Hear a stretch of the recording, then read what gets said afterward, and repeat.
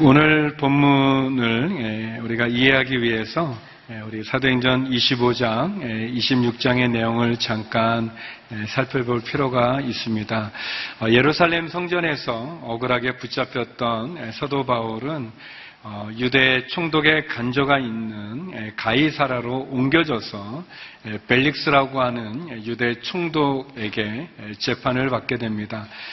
예루살렘부터 온 많은 대제사장과 또 유대 지도자들은 여러 가지 이유로 바울을 고소하지만, 그러나 바울의 변론을 들은 벨릭스 총독은 바울에게 그만한 죄가 있지 않다는 것을 알게 됩니다. 그래서 그는 바울에게 어느 정도의 자유를 주고, 그리고 또 계속해서 바울로부터 예수님에 대한 이야기를 듣게 됩니다. 그러나 벨릭스 총독은 바울에게 어떤 뇌물을 받을 것을 기대하면서 죄가 없는 바울을 풀어주지 않은 채 2년 동안이나 가이사라 감옥 가운데 바울을 두게 됩니다. 이제 임기가 마친 벨릭스 총독을 대신해서 베스도라는 유대 총독이 부임하게 되고, 그는 갈라에 따라 예루살렘에 가서 유대 지도자들을 만나게 됩니다.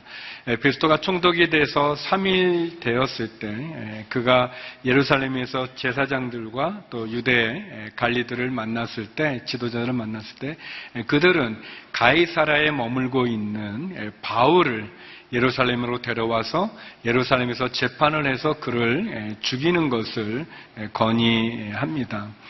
베스도는 이제 온 지 얼마 안 됐고, 그래서 그는 10일 정도 예루살렘에 머물면서 제사장들과 유대 지도자들과 교제한 이후에 그들과 함께 가이사라에 돌아와서, 그래서 가이사라에서 다시 바울을 고소하는 제사장과 유대 지도자들과 또 바울과 함께 재판을 진행하게 됩니다. 그러나 많은 사람들, 특별히 바울을 고소하는 유대 지도자들과 제사장들의 이야기가 그렇게 근거가 옳지 않은 것을 또 바울의 변론을 듣고 베스도도 알아차리게 됩니다. 그래서 베스도는 바울에게 예루살렘에 가서 재판받을 것을 권면하는 그러한 상황에서 특별히 아그리빠 왕, 유대 왕이죠. 헤롯 아그리빠 왕이 또 이 총독으로, 유대 총독으로 온 로마의 관리인 베스도에게 인사를 하러 오게 됩니다.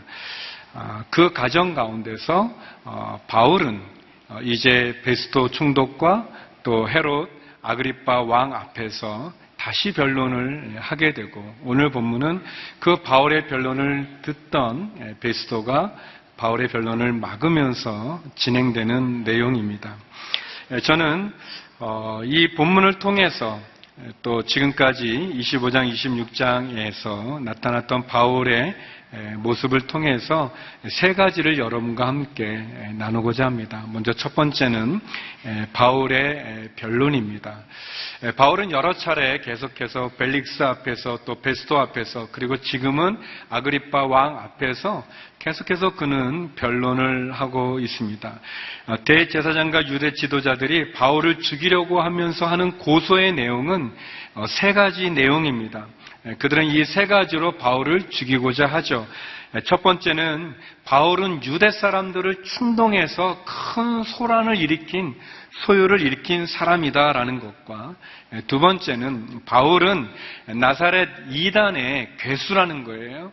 나사렛 예수를 추종하는 이단들의 우두머리라고 그렇게 고소합니다. 또 세 번째는 바울이 성전을 모독했다는 것입니다. 이 세 가지의 제목으로 바울을 고소하고 바울을 죽이려고 합니다.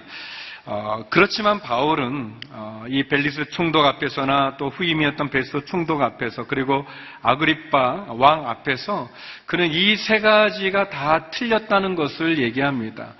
바울은 유대 사람들을 충동질해서 소요를 일으킨 적도 없고, 또 성전을 무시한 적도 없고, 더더군다나 나사렛 예수는 이단이 아니라는 것을 그는 이야기합니다.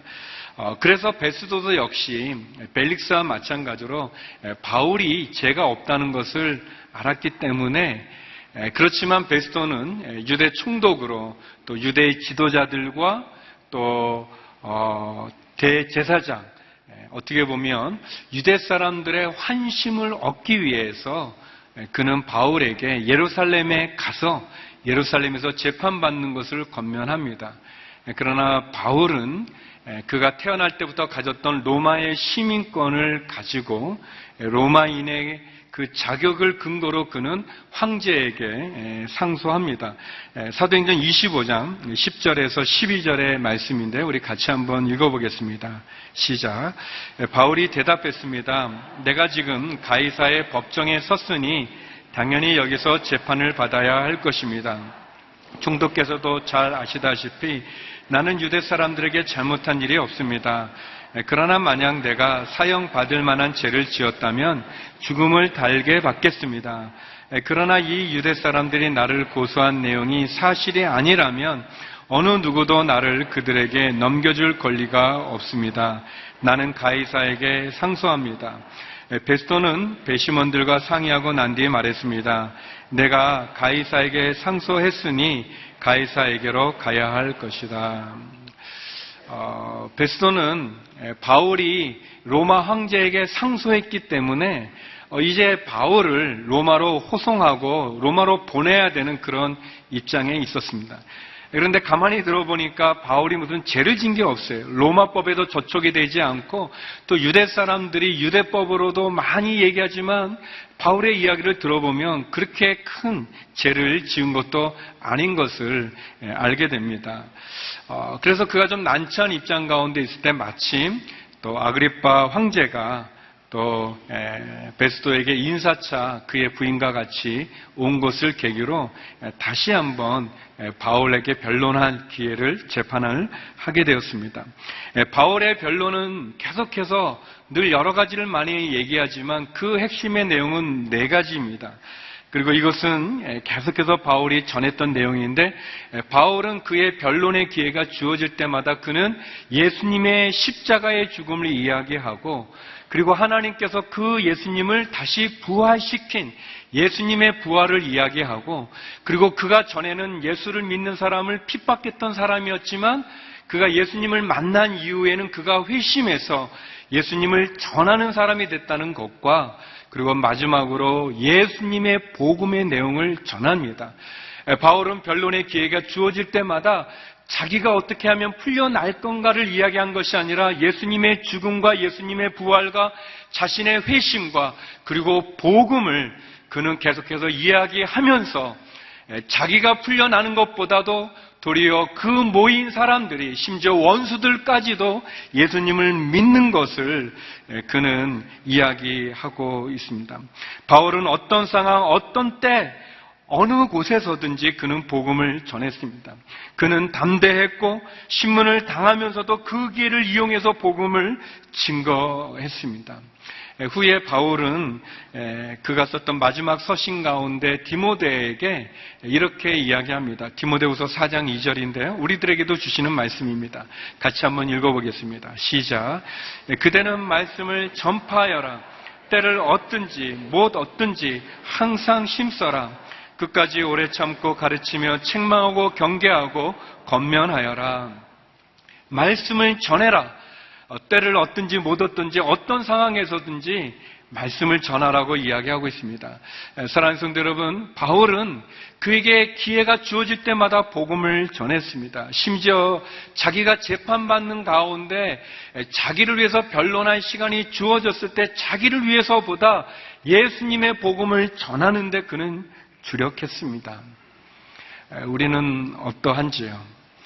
우리는 우리에게 주어진 시간이나 상황이나 기회를 통해서 복음을 전하고 있는지요? 하나님의 최대 관심은 영혼 구원에 있습니다. 잃어버린 한 영혼이 주님께로 돌아오는 거기에 하나님의 마음이 있습니다. 바울은 그렇게 복음을 증거했습니다. 제가 이 말씀을 준비하면서 또 많이 좀 이렇게 회개하고 좀 이렇게 깨닫게 됐습니다.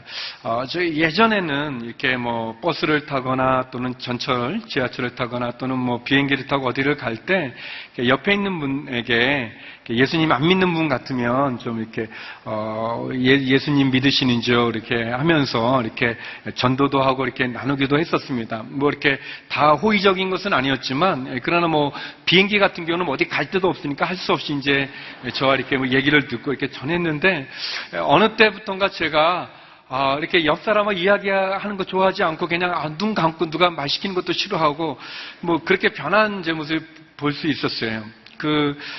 전에 미국에서 이렇게 올 때인데, 제 얼굴이 이렇게 목사같이 생겼는지, 목사님이세요? 그러면서 이렇게 자꾸 말을 시켜가지고 제가 자리를 옮기고 싶은 그런, 이렇게, 근데 아무튼 저를 목사로 알아보고 이렇게 와서 얘기하는 분 이렇게 듣고 이렇게 기도도 해주고, 그런데 가셔서 이제 좀 쉬겠구나 했는데, 좀 이따 다시 오셔가지고 또, 근데 뭐 궁금하고 막 이렇게, 변한 제 모습을 보면서, 바울은 변론의 기회가 주어질 때마다 복음을 전하지 않습니까? 그가 어떻게 예수님을 만났고 변화되었고 예수님이 어떻게 죽으셨고 어떻게 부활하셨고 그리고 영원한 심판에 대한 천국에 대한 이야기를 전하면서 복음을 전하는데 그런 저를 좀 돌아보게 되었습니다.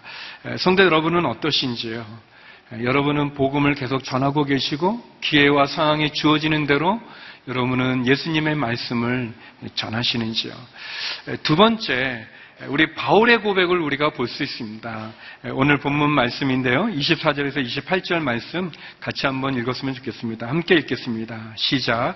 바울이 이같이 말하자 베스도가 바울의 변호를 가로막으며 소리쳤습니다. 바울아, 너가 미쳤구나. 내 많은 학식이 너를 미치게 했구나. 바울이 대답했습니다. 베스도 각하, 저는 미치지 않았습니다. 제가 드리는 말씀은 사실이며 제 정신으로 하는 말입니다. 왕께서는 이 사실을 알고 계시므로 제가 꺼리낌 없이 말할 수 있습니다. 이것은 어느 한 구석에서 일어난 일이 아니기 때문에 어떤 것 하나라도 왕께서 모르고 넘어가셨을 리 없다고 저는 확신합니다. 아그리빠 왕이여, 예언자들을 믿으십니까? 왕께서 믿으시는 줄 제가 압니다. 그러자 아그리빠가 바울에게 말했습니다. 내가 이 짧은 시간에 나를 그리스도의 사람으로 만들 수 있다고 생각하느냐? 바울의 변론은 복음을 전하는 거죠. 바울의 간증, 바울의 설교, 그 설교를 듣는 베스도는 이 총독은 더 이상 그것을 들을 수 없었습니다. 그래서 그는 참고 바울의 말을 막으면서 바울아, 너가 미쳤다. 너의 많은 학문이 너를 미치게 했다라고 얘기합니다. 베스도는 로마 사람이죠. 로마 사람으로 그는 사람이 죽었다가 다시 살아난다는 이 부활을 믿을 수 없었어요. 또 천국에 대한 얘기도 믿을 수 없었어요. 그리고 바울의 그 간증도 그는 받아들이기 어려웠습니다. 그래서 그는 바울의 간증을 들으면서 설교를 들으면서 그가 미쳤다고 이야기합니다. 그렇습니다. 이 세상은 늘 하나님의 말씀을 듣지 않습니다. 바울이 전하는 예수님의 십자가의 진리를 거부합니다. 베스도가 그렇게 거부했던 것처럼 이 세상은 하나님의 말씀을 거부하고 도리어 박해하고 학대합니다. 육에 속한 베스도가 바울의 말을 이해할 수도 없었고 또 영적인 일을 그가 깨달을 수도 없었습니다. 고린도전서 2장 14절에 보면 바울이 이렇게 얘기합니다. 육에 속한 사람은 하나님의 영적인 일들을 받아들이지 않습니다.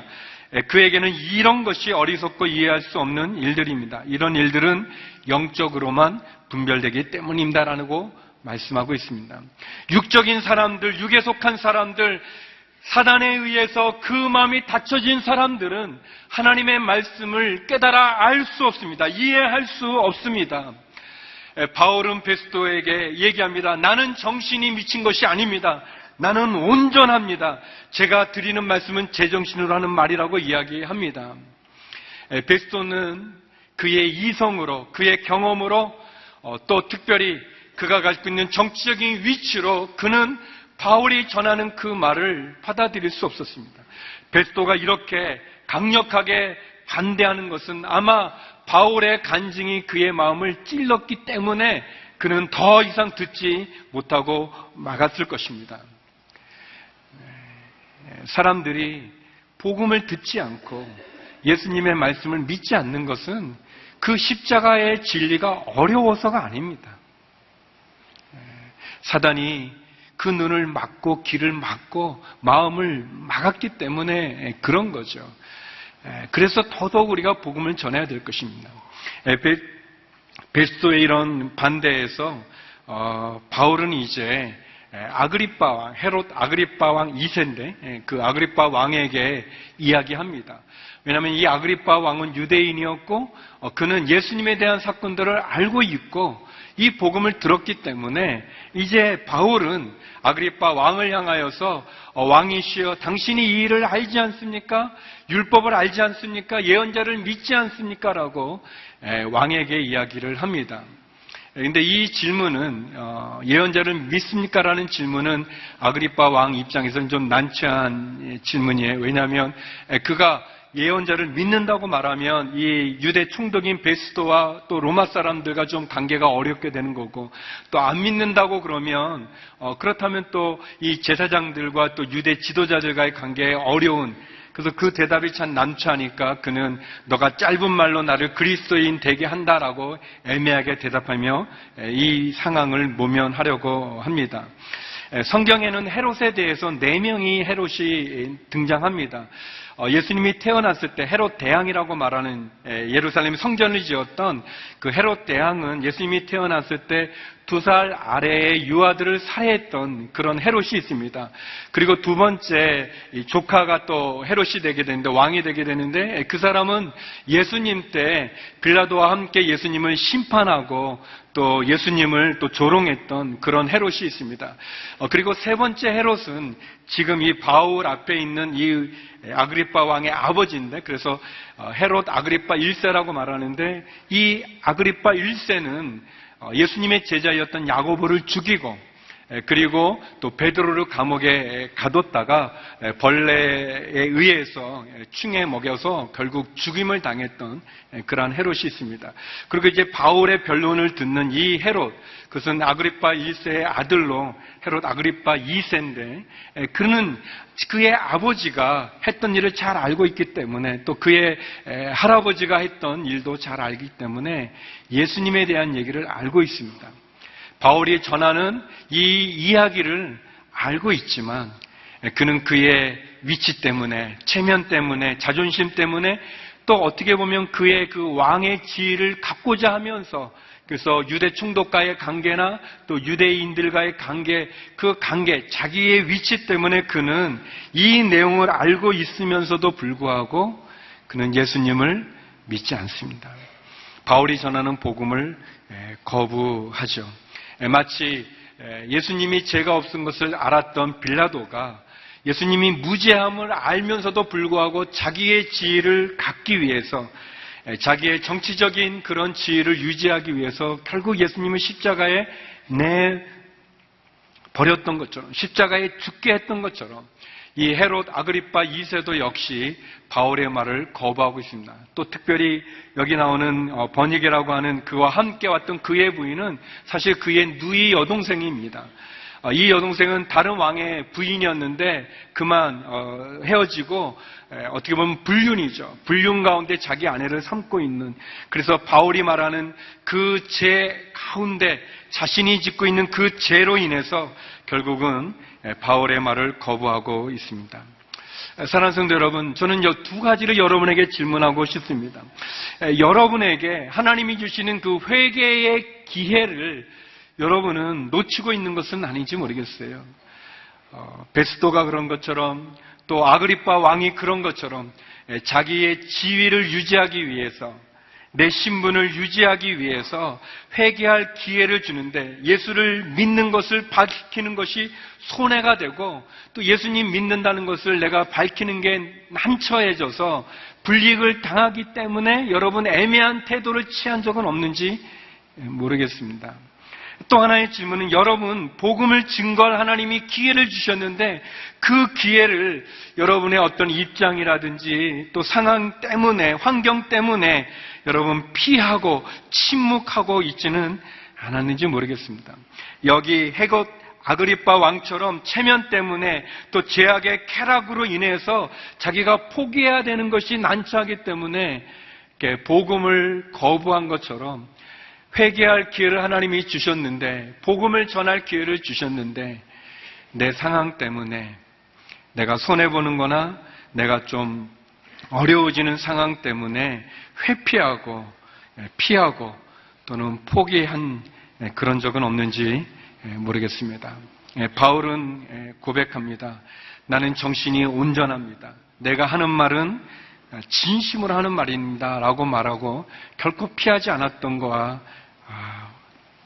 우리는 어떠한지를 돌아보기 원합니다. 세 번째, 바울의 소망입니다. 바울은 이러한 관계 속에서 그의 참 마음, 그의 진심을 이야기합니다.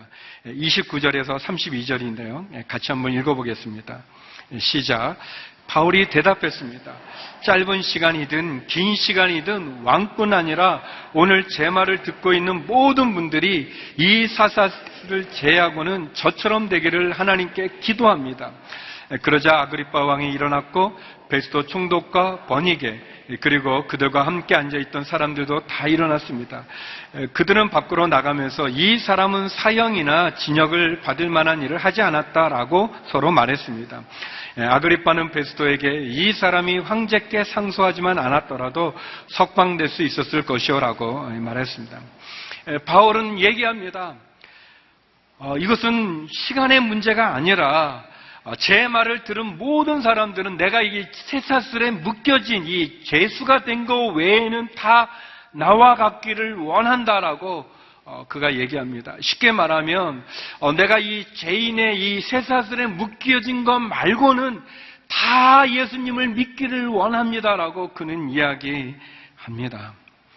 자신의 말을 듣는 모든 사람을 향해서 나와 같이 되기를 원한다라고 말할 만큼 바울의 마음은 그 영혼에 대한 사랑의 간절함이 있는 거예요. 심지어 자기를 고소하는 그 사람들도 예수님을 믿기를, 그리고 알지만 변명하고 있는 그 왕도 자기와 같이 되기를 원하는 그런 마음이 있습니다. 영혼을 사랑하는 마음, 하나님의 마음이죠. 바울의 소망이 무엇입니까? 그는 고린도 교회에 보낸 편지나 로마에 보낸 편지에서 이렇게 고백합니다. 우리 두 절 말씀을 연이어서 계속 읽었으면 좋겠는데 먼저 고린도후서 5장 13절 말씀입니다. 같이 한번 읽어보겠습니다. 시작. 우리가 미쳤어도 하나님을 위한 것이요 정신이 온전해도 여러분을 위한 것입니다. 또 로마서 14장 7절 8절 말씀입니다. 같이 한번 읽겠습니다. 시작. 우리 중에 아무도 자기만을 위해 사는 사람이 없고 자기만을 위해 죽는 사람도 없습니다. 우리는 살아도 주를 위해 살고 죽어도 주를 위해 죽습니다. 그러므로 죽든지 살든지 우리는 주의 것입니다. 바울의 소망은 무엇인가? 내가 미쳐도 주님을 위해서 미쳤고 내가 정신이 온전하여도 복음을 전하는 여러분을 위하는 것입니다. 내가 살든지 죽든지 주를 위해서 살기를 원하고 주를 위해 죽기를 원합니다라고 고백하고 있습니다. 바울의 마음은 예수님으로 가득 차 있고 예수님의 십자가의 복음으로 가득 차 있어서 이 복음을 모르는 한 영혼들마다 어떻게든 복음을 전하기를 원하는 그 마음으로 가득 차 있습니다. 바울은 또 빌립보에 보내서 편지에 보면 그런 말을 합니다. 그가 가지고 있는 가문, 그가 가지고 있는 지식, 그가 가지고 있는 그 명성, 그가 쌓아놨던 그 학문의 모든 것을 주님을 위해서라면 다 배설물로 여기겠다고 얘기합니다.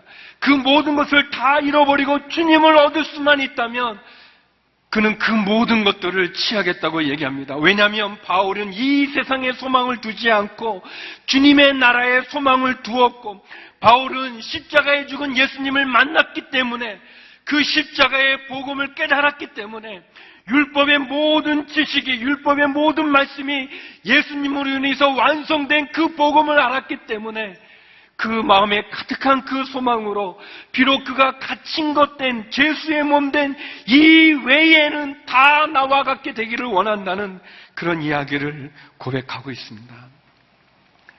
예수님으로 그 마음에 가득 찬 거죠. 그리고 우리가 읽은 본문처럼 아그리빠 왕이나 베스도 총독은 바울이 결국 죄가 있지 않다는 걸 얘기합니다. 그가 사형이나 징역을 받을 만한 일을 하지 않았고 그가 만약 로마 황제 가이사에게 상소하지 않았다면 그는 석방될 거라고 얘기해 줍니다. 결국 바울이 죄인의 몸으로 로마에 호송되어져 가는 것이 결국은 하나님께서 이루신, 바울이 죄가 있어서 그런 것이 아니라 하나님이 이룬다는 것을 우리에게 보여줍니다. 바울의 이 타오르는 소망이 그의 마음에 있어요. 사랑하는 성도 여러분, 여러분의 마음을 사로잡고 있는 것은 무엇입니까? 여러분의 마음에 예수님은 어떤 존재이십니까? 예수님은 여러분의 마음을 얼마나 차지하고 계시는지요? 바울은 그 마음이 예수님과 그 십자가의 은혜로 가득 차 있어서 그는 어떤 상황에서든지 예수님을 전하고 있습니다. 말씀을 주면서 옛날 생각이 났었어요. 제가 신학생 때 그때 이렇게 많이 많이 불렀던 그런 복음성가가 있는데, 그 신학교에서 그 식사하고 친구들과 또 이렇게 운동장을 거쳐서 강의실로 들어갈 때 이 노래 참 많이 불렀습니다. 또 기도탑에서도 많이 부르고 큰 은혜를 받았던 노래예요. 여러분 다 아시는 노래일 텐데, 낮엔 해처럼 밤엔 달처럼이에요. 이 노래를 부르면서 참 많이 울기도 하고 또 그렇게 살고 싶은 그런 마음의 고백들을 가졌습니다. 1절 가사는 이렇습니다. 낮엔 해처럼 밤엔 달처럼 그렇게 살 순 없을까? 욕심도 없이 어두운 세상 비추어 온전히 남을 위해 살듯이 나의 일생에 꿈이 있다면 이 땅에 빛과 소금 되어 가난한 영혼, 지친 영혼을 주님께 인도하고픈데 나의 욕심이, 나의 못난 자아가 언제나 커다란 짐 되어 나를 짓눌러 마음을 공곡해 하니 예수여 나를 도와주소서. 2절은 이렇습니다. 예수님처럼 바울처럼 그렇게 살 수는 없을까? 남을 위하여 당신들의 온몸을 온전히 버리셨던 것처럼 주의 사랑은 베푸는 사랑, 값없이 그저 주는 사랑.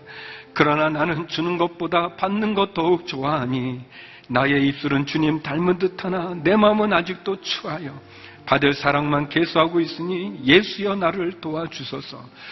성도 여러분, 바울의 변론이나 바울의 고백이나 바울의 소망을 보면 그것은 한 영혼을 구원하기 위해서 애쓰는 하나님의 마음이 아니겠습니까? 예수님처럼 우리가 바울처럼 그렇게 온전히 살 수는 없지만 그러나 좀 비슷하게 살아갈 수는 없을까요?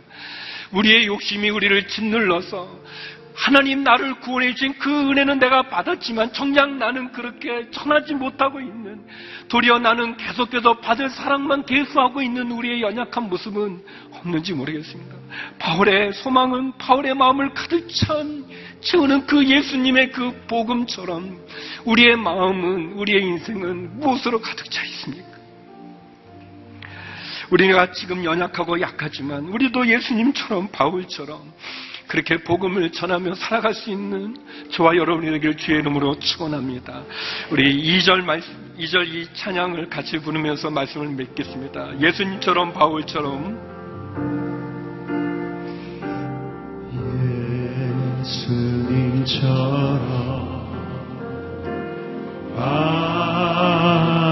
바울처럼 그렇게 살 순 없을까?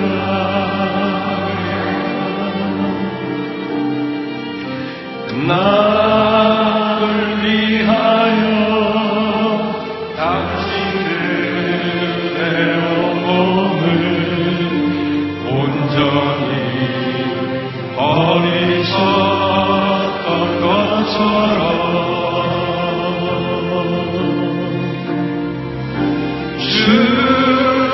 사랑을 베푸는 사랑, 값없이 그저 주는 사랑.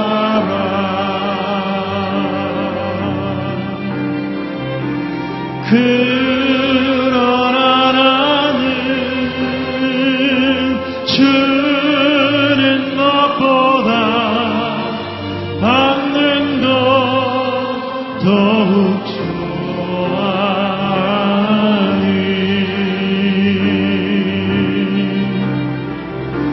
나의 입술은 주님 닮은 듯하나 내 마음은 아직도 추하여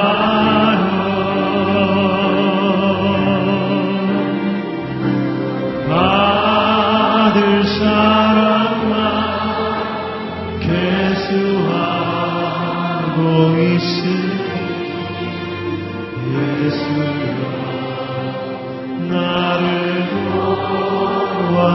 주소서.